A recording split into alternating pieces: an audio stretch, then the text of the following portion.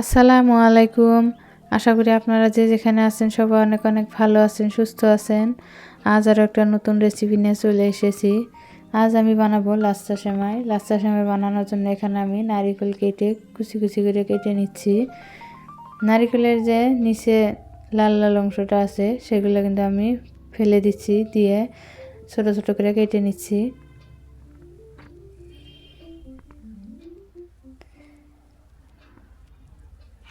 এই রোজার দিনে অল্প একটু সেমাই বানিয়ে নেব। সেমাই খাইতে কিন্তু অনেক ভালো লাগে। এখানে সেমাই নিয়েছি আর নারকেল কেটে ধুয়ে নিচ্ছি, কাজু বাদাম কিশমিশ সব কুচি কুচি করে কেটে নিয়েছি।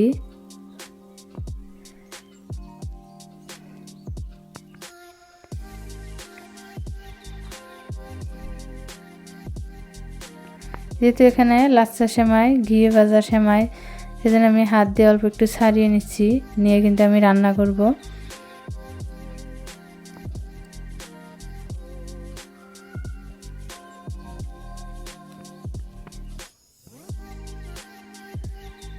এই সেমাই বানানোর জন্য এখানে আমি 1 কেজির মতো আমল তাজা নিয়েছি।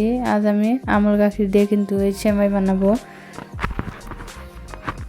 আর অল্প গরুর দুধও আছে, মিক্স করে কিন্তু আমি সেমাই বানাচ্ছি।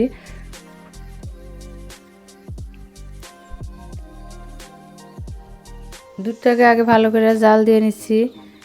অনেক সময় হাতে নিয়ে কিন্তু আমি গাখির গরম করে নিচ্ছি।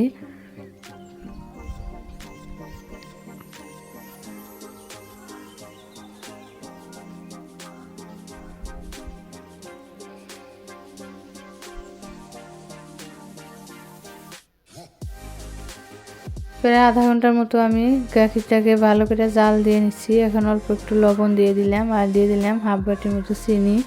চিনি আর লবণ গাখিরের সঙ্গে ভালো করে মিশিয়ে জাল করে নিচ্ছি। আর এখানে আমি নারিকেল কুচানো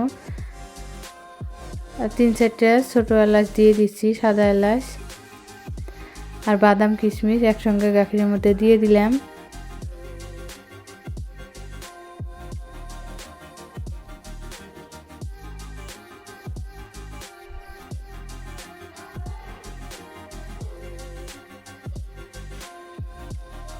সব উপকরণ দিয়ে খুব ভালো করে আমি এই দুধটাকে জাল করে নিচ্ছি।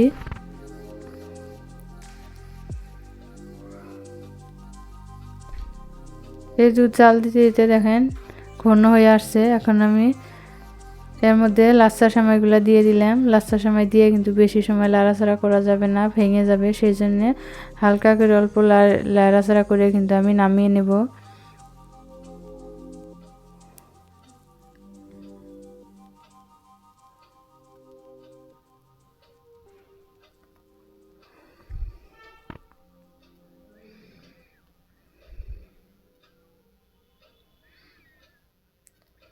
উপর দিয়ে অল্প কাজু কিশমিশ দিয়ে আমি সাজিয়ে নিলাম, নিয়ে এখন আমি একটা টিফিনের মধ্যে বেরিয়ে নেব।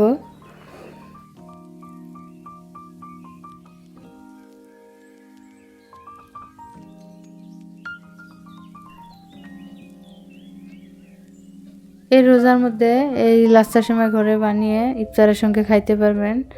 ঠান্ডা করে খাইলে কিন্তু আরও বেশি ভালো লাগে। এই সেমাই বানাতে বেশি সময় লাগে না, অল্প একটু সময় হাতে থাকলে কিন্তু বানিয়ে ইফতারে খাইতে পারবেন।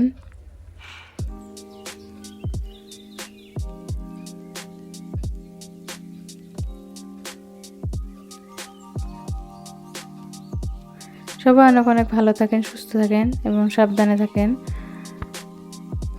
আমার ভিডিওটা যদি আপনাদের একটু ভালো লেগে থাকে প্লিজ লাইক কমেন্ট শেয়ার করে দেবেন। নতুন বন্ধু হলে আমার চ্যানেলটাকে সাবস্ক্রাইব করে দেবেন, প্লিজ সাবস্ক্রাইব করে দেবেন, বেল আইকনটি বাজিয়ে দেবেন। আসসালামু আলাইকুম।